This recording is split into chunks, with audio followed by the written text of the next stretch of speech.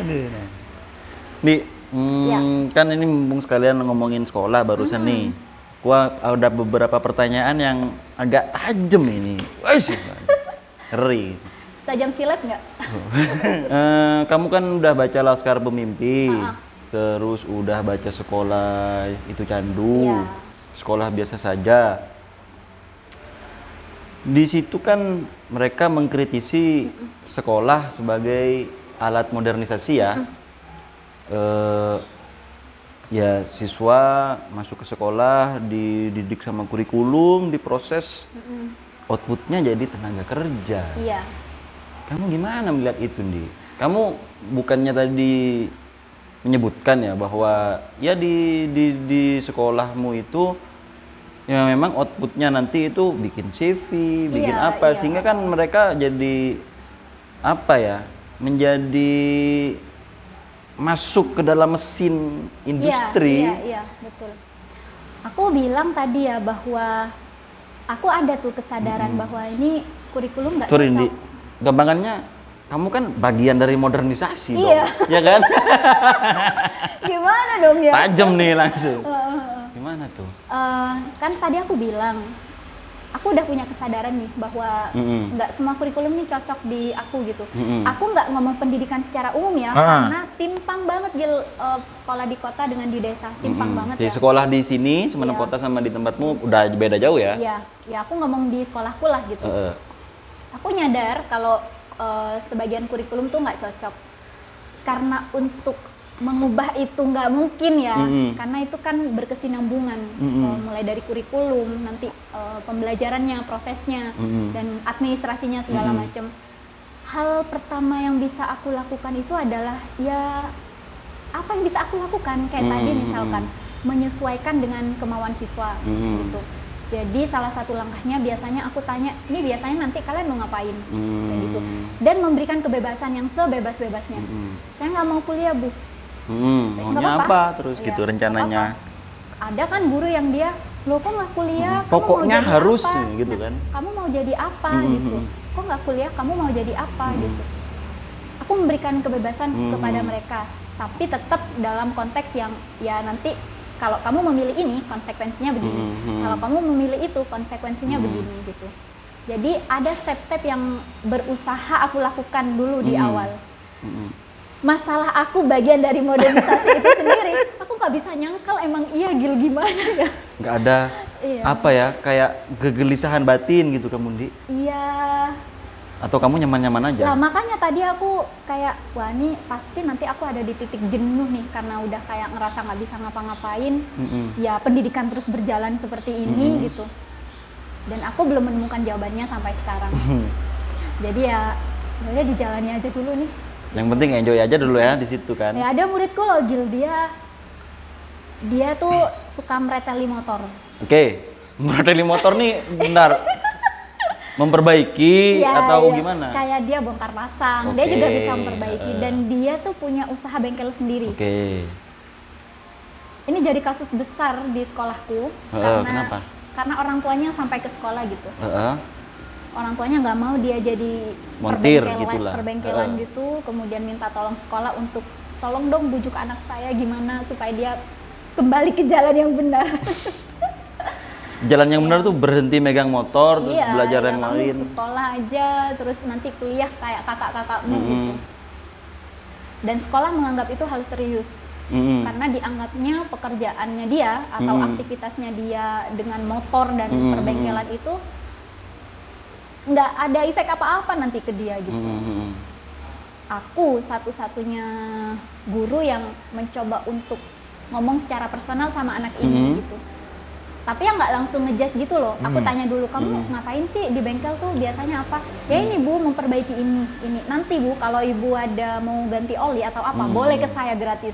Itu pertama.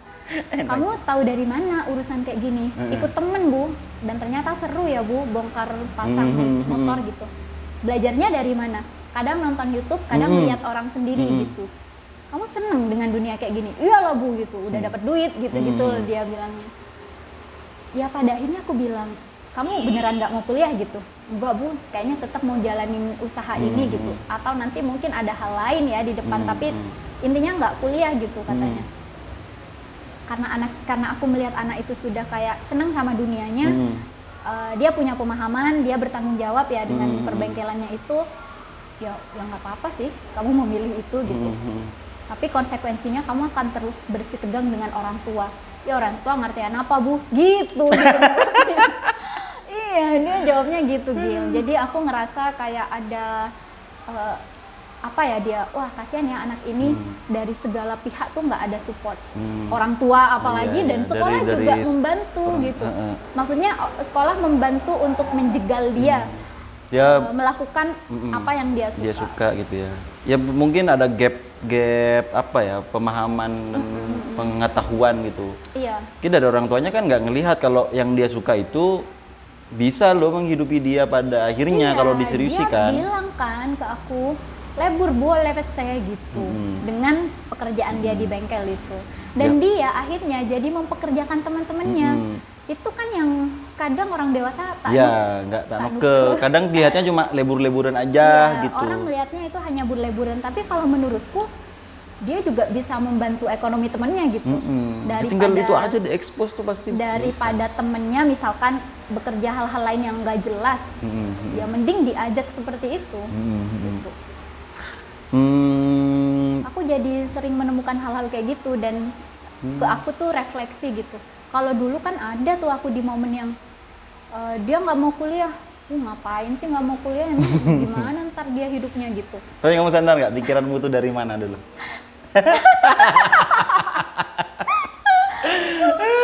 Sebelum ini ya, sebelum ini pastinya. Sebelum Laskar Pemimpi. Iya, sebelum ini. Tapi lagi-lagi aku nggak menjudge diriku sebagai udah baik nih jadi guru, enggak. Itu adalah proses panjang ke depannya yang mungkin besok-besok ada kasus yang aku justru nggak tahu nih harus ngapain, nggak punya solusi untuk problem-problem itu di masa depan. At least kamu sadar di sekolah itu yaitu proses apa namanya going to modernisasi, tapi kamu ingin memberi ya kesadaran memilih ke siswa gitu ya. Ada konsekuensi yang harus ditanggung gitu. Bukannya terus mereka didoktrin, pokoknya begini harus begitu. Ya masa depan kita itu hanya apa ya? Ya hanya satu bayangan tunggal aja gitu, harus begitu. Bahwa ada banyak pilihan gitu-gitu. Kalau di sekolah ada nggak yang apa ya?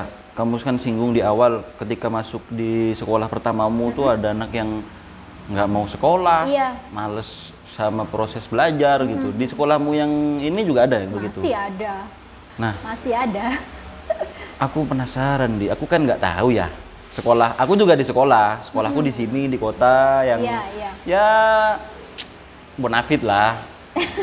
Dan homogen gitu, siswanya homogen, seragam lah latar belakangnya gitu-gitu. Kalau di kamu kan mungkin lebih macam-macam ya.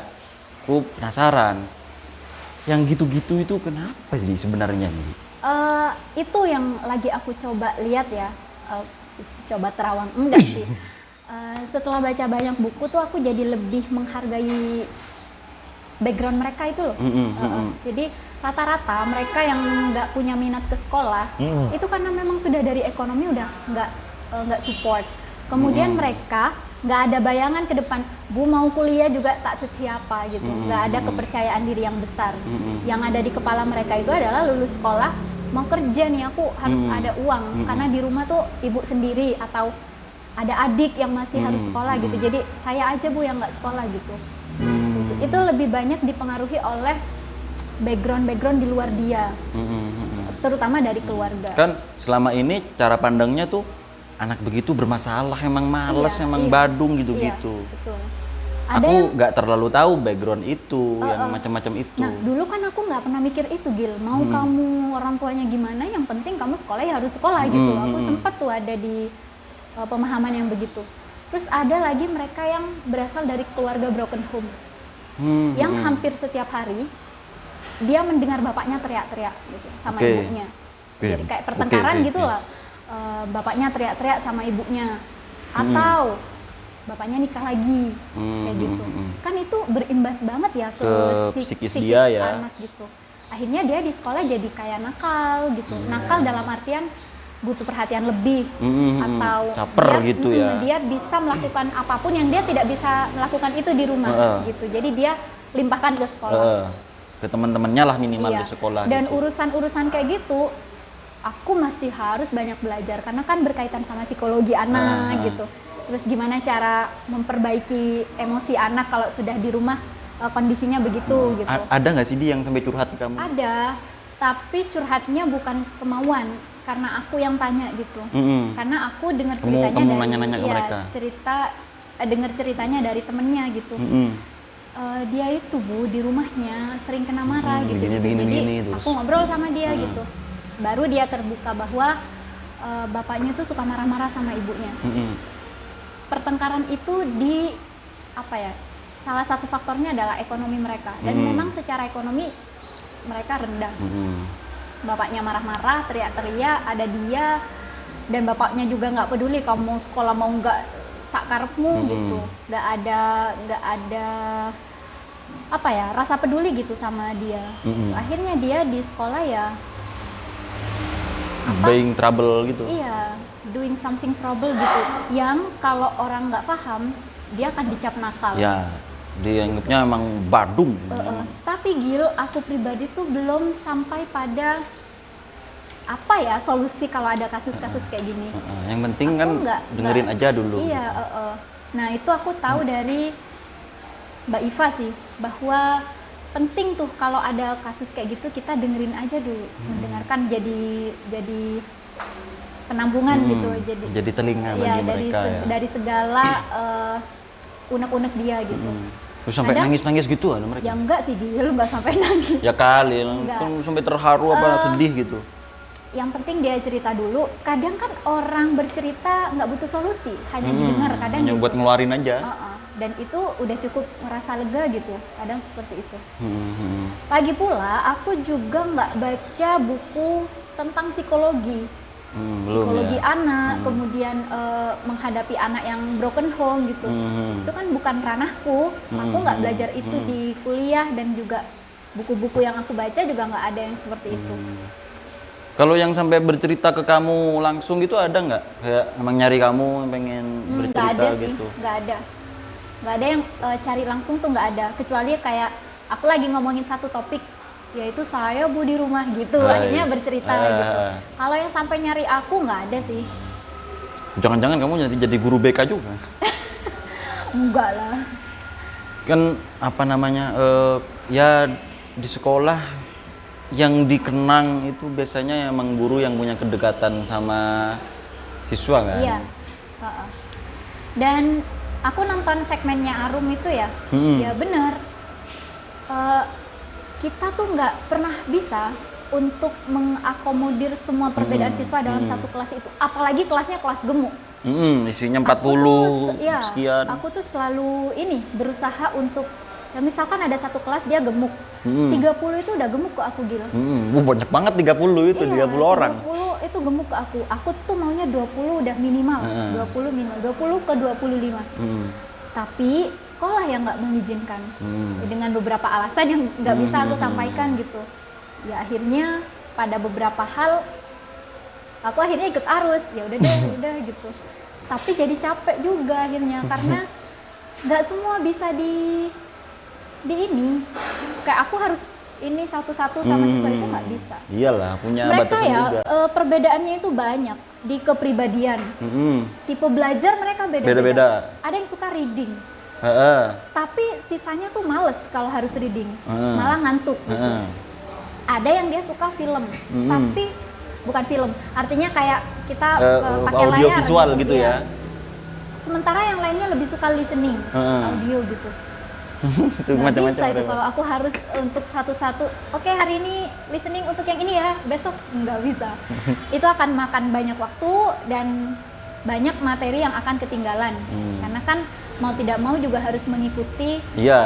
Ini satu semester ini harus habis nih harus materi ikuti ini. jadwalnya ya.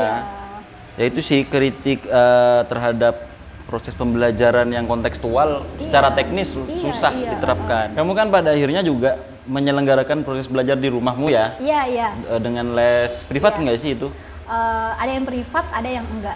Tapi belajar di rumahmu gitu Iya, anak-anak. Iya. Itu apa karena kamu tidak merasa cukup ideal di sekolah sehingga prosesnya kamu kembangkan di rumah? Atau karena BU aja? Oh itu itu beda tuh. Gimana tuh? Ada kursus di rumah itu secara tidak sengaja. Artinya bukan planningku gitu. Aku bahkan nggak pernah kepikiran akan buka les di rumah. Aku ya Gil, banyak beberapa kegiatanku sekarang itu yang di luar rencanaku, kayak terjadi gitu aja. Tapi sementara beberapa rencanaku itu nggak terrealisasi. Emang gitu. hidup kayak gitu. Iya, salah satunya les itu. Les ini juga berawal dari ada teman bapakku, dia anggota Muslimat NU gitu. Oke. Dan dia sibuk gitu loh.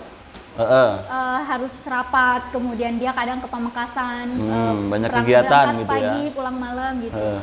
Yang anaknya punya kedekatan emosional sama si ibu, sementara sama bapak nggak bisa. Akhirnya dia dititipkan ke rumah, ngajarin dia gitu, ngajarin bahasa Inggris. Kamu ngajarin dia? Iya, oke mau gitu, karena aku malam waktu itu nggak ada kegiatan. Oke mau gitu. Aku ambil 2 hari, 2 hari seminggu. Anaknya nggak mau. 3 hari, oke 3 hari. Anaknya nggak mau nih, maksudnya nggak mau cuma 2 hari? Iya, nggak mau, malah seneng gitu belajar di rumah. Nggak mau gitu. Oke, pada akhirnya seminggu. Ya waktu itu awal-awal nggak capek ya. Nah dari situ itu dia setiap kali mau pulang dijemput saudaranya yang sepupunya ikut. Sepupunya lihat, oh di sini les ya, oh kayaknya seru, ikutlah dia. Tahun depan ada temennya tahu, ikutlah temennya, sampai sekarang begitu. Kayak menular gitu ya? Iya Gil. Dan aku kalau di rumah itu membatasi. Satu kelas itu maksimal 5 anak sudah. Satu kelas tuh gimana maksudnya? Kayak anak kelas 5 SD. Oh, oke. Aku maunya 5 orang. 5 orang doang nih. Iya, jadi kalau misalkan udah pas 5 orang, terus ada yang mau daftar, aku nggak bisa. Karena demi efektifan belajar kelas. ya. Iya, jadi mereka kalau 5 anak tuh udah enak, beneran yang belajar gitu. Dan enaknya lagi, anak-anak yang les di rumah itu karena kemauan mereka sendiri, bukan karena disuruh orang tuanya biar nilainya bagus gitu. Bener mau. Ada yang dia sampai nangis dia karena nggak bisa les gitu. Ya aku bilang tahun depan. Dulu tuh aku nangis-nangis mau bolos les di. Oh iya, aku dulu waktu SMA juga padat banget sih jadwal les tuh. Iya, SMA kita ada yang les gurunya. Iya. Tapi ada satu momen tuh bapakku bilang, kamu nggak capek ya les gitu? Capek sebenarnya. Udah, hari ini kamu bolos les, aku dikasih uang sana kamu jajan main gitu. Beneran. Bapakmu nih luar biasa emang. Kamu tahu nggak dulu waktu SMA yang paling booming tempat nongkrong tuh Poce ya, Pentul Poce. Ya, Pentul Aku Poce. kesana sama temen-temen. Aku bolos. Dibiayai bolos sama bapaknya. Waktu itu dapat uang 10.000. 10.000 kan waktu itu banyak ya gitu. Jadi bapakku tuh ngelihat aku kayaknya udah capek karena pulang sekolah jam 2. Terus jam 3 harus balik les ke guru ya. Les privat ke guru. Terus nah kebetulan waktu itu aku rumahmu juga, jauh juga ya, iya. Glenteng.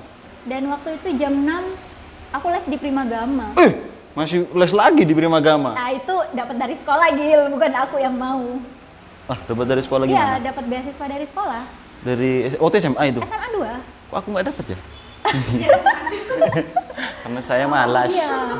Jadi seminggu itu bisa berapa kali les Wah, gitu. aku bayangin aja capek itu. Dari rumahmu yang ke Meksiko, masih lebih dekat Meksiko kayaknya. Wah, rumahmu jauh banget. Iya, aku tuh yang paling inget bapakku bilang, kamu nggak capek ya lo les? Disuruh bolos.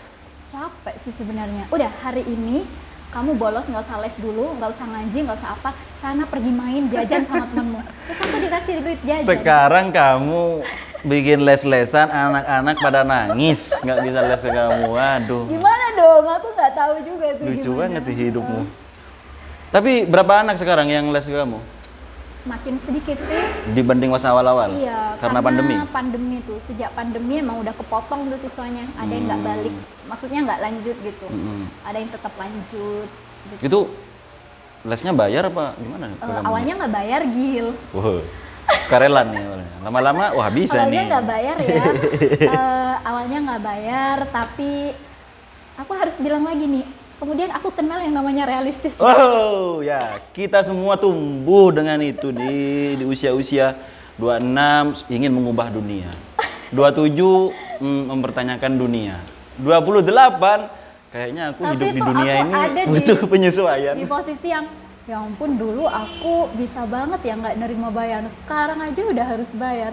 Ya udahlah, hidup tuh butuh cuan kata gitu. Butuh dong, buat beli skincare apa gitu ya kan. Butuh skincare. Di dunia. Iya. Tapi murid-murid di lesku tuh lumayan unik gitu. Mereka juga berasal dari kalangan yang ekonomi ke bawah.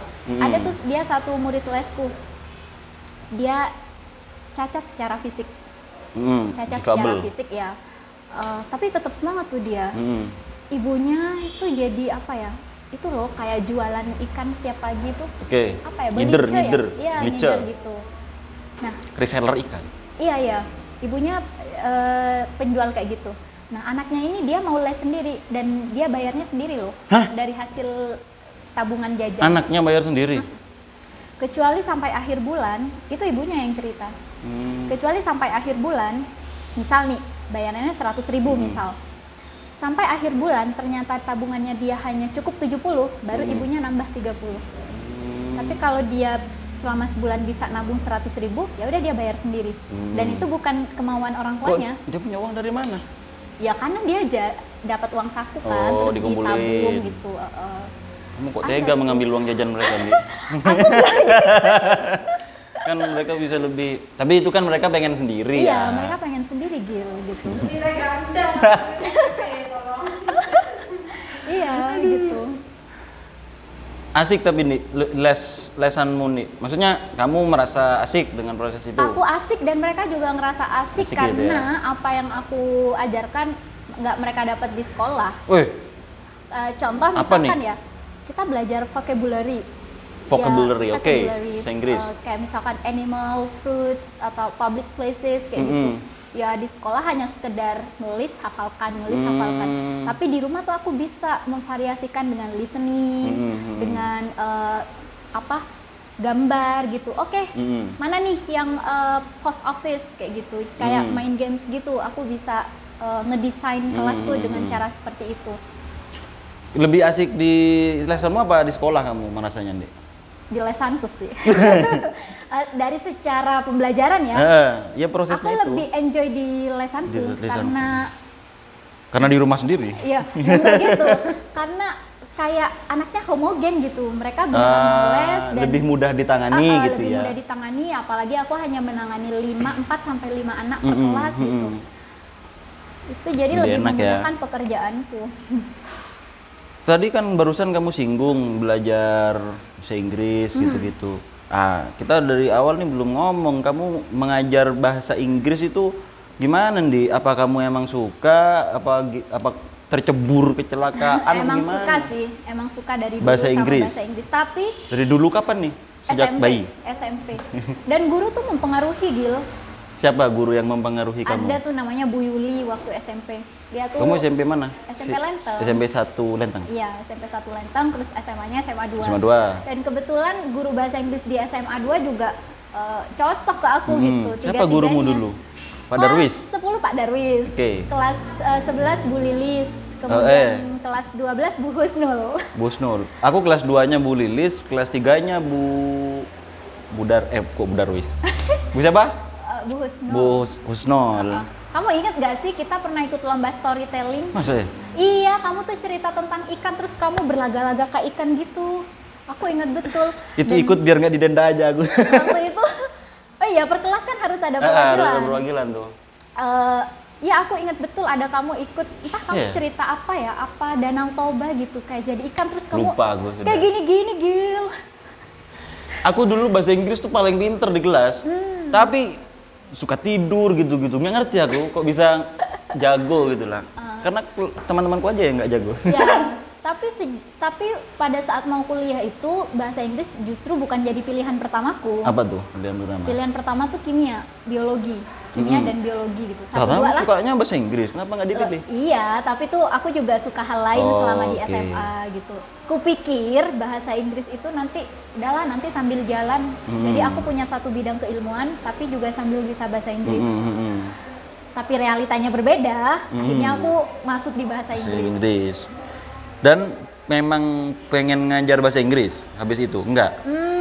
Untuk pilihan profesi, lagi-lagi aku awalnya nggak mau nih masuk ke dunia pendidikan karena semua keluarga aku tuh sudah guru ya, dari bapak, saudara-saudaranya bapak gitu. Jadi duta besar? Enggak lah gitu. Ya aku pengen kayak jadi penerjemah waktu itu, tapi waktu itu pemikiran atau pendapat orang tua tuh juga mempengaruhi.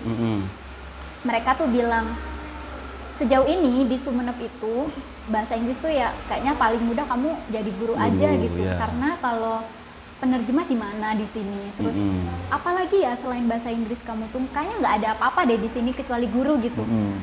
Kayak lebih nyata progresnya itu adalah guru katanya gitu ya. Akhirnya lebih aman lah ya.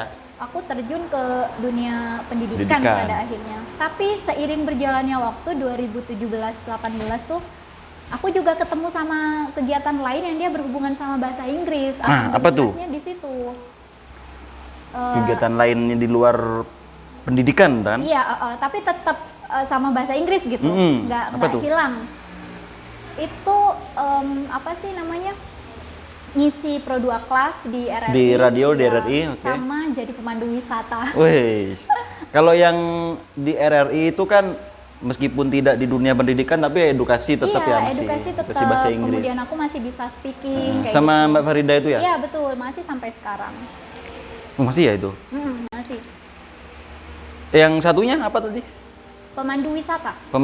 Ini yang menarik. Roy, cuma pemandu wisata ini dari guru ke pemandu wisata. Jauh banget ya. Sama-sama mendukung modernisasi kamu, Di. Hello, welcome back to my channel.